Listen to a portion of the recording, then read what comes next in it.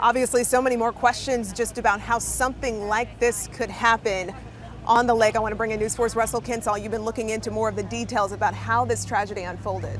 And also looking at some of the victims, I just want to point out how remarkable this is. The show of support, the crowd's been growing throughout the evening. Some are from the Branson community, some are vacationers in from out of town. Just wanted to show their support here. So of the 17 who died in this tragedy, one was an employee, the others were here from out of town on vacation. So the families who are mourning their loss are spread throughout several different states.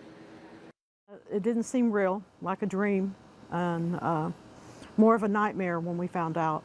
Russ and Bev Eugenia are mourning the loss of their friend and neighbor, Bob Williams. He was one of the 2 duck boat employees on the boat that sank, but he didn't survive. The Eugenios say Williams was a person who always had a smile on his face and a kind word. He loved children, he loved the people in the community, and everyone loved him just as much. One of the duck rides has foundered and was sinking. There was people in the water that are being pulled out at this time. The calls to 911 about a duck boat sinking started coming in at 7:09 Thursday evening.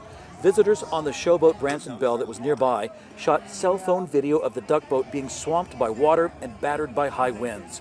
Braden Molaski was there too and saw the passengers fighting for their lives after the boat went under. It was pretty horrifying, really. He wanted to jump in to help, but was on the boat's top level.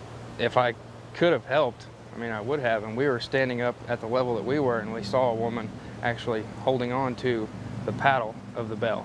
Throughout the evening, crowds have been pouring into the parking lot of the duck boat business to pay tribute to the victims.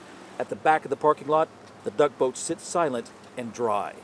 Leslie Dennison of Iowa was one of the 17 who died in the disaster, but her granddaughter survived.